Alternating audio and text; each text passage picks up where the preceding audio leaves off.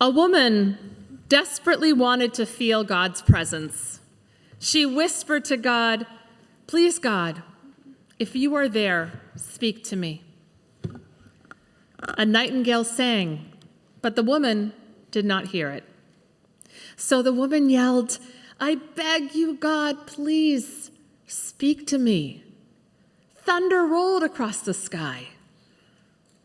But the woman did not listen.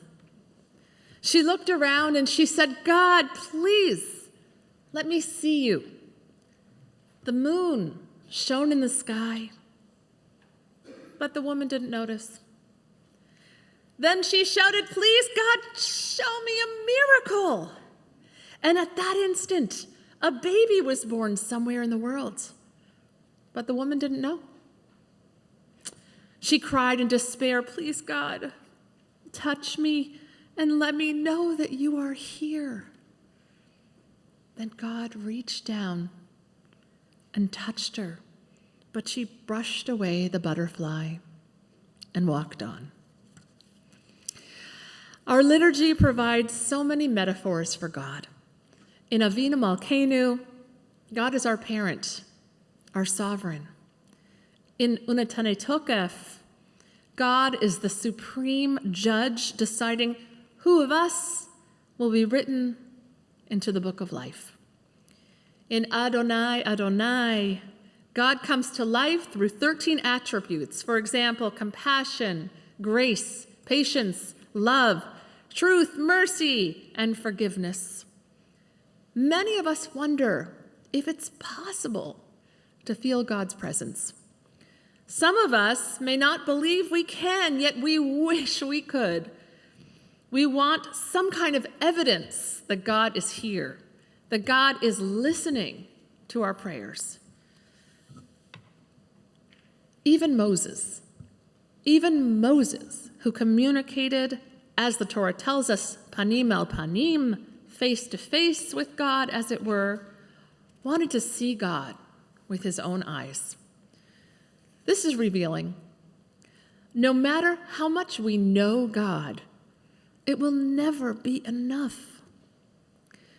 We will only ever have access to a small part of the infinite, just as we only have a short life in the span of eternity. God is boundless and formless, and we are embodied and finite. So how can we cleave to God? How can we stay connected? Moses spoke the words that have been in most of our hearts when he implored God, "Oh, let me behold your presence. Let me see you. Let me know you. Let me connect deeper with you." God responded by telling Moses, "But you cannot see my face, for a human being may not see me and live. However, there is a place near me. Station yourself on the rock as my presence passes by. I will put you in the cleft of the rock and shield you with my hand until I have passed by. Then I will take my hand away, and you will see my back, but my face must not be seen." This is an astounding event. God will unveil a part of God's self for Moses to witness. Moses will be able to see God's back. But what is God's back? Like an unseen wind blows the leaves, we see God's effect on all of creation. God's back is what God leaves behind, the manifestation of God's presence in this world. We know God's presence through love shared, mitzvot enacted, compassion offered, and help given. In a Hasidic text, we are told that God resides, that a part of God lives within. The 13 attributes that we voice so often throughout these high holy days that we just sung just now. Adonai, Adonai, El Rachum V'Chanun, Adonai, Adonai, God, compassionate, gracious, endlessly patient, loving and true, showing mercy to the thousandth generation, forgiving evil, defiance, and wrongdoing, and granting pardon. Our sages teach that these character traits are holy as they are connected to God. And when we enact these attributes, we emulate God. The sages explain that by bringing more of God's qualities into the world, we manifest some aspect of holiness. And in this way, we bring God's presence into the world.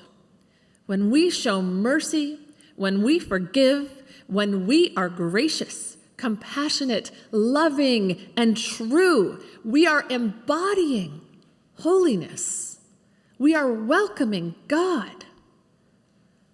Where does God reside?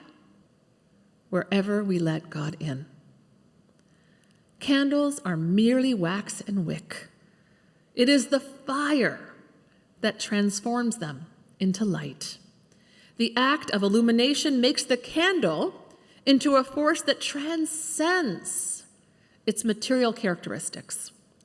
Just as the candle needs fire to make light, we need to act in ways that energize our spirituality. We have so much within us that we don't always see. We have the potential for a life grounded in holiness. Over these days of doing tshuva, repentance, and return, may we reconnect with our capacity to bring God's light into the world through acts of forgiveness, tzedakah, loving kindness, and compassion. Shana Tova.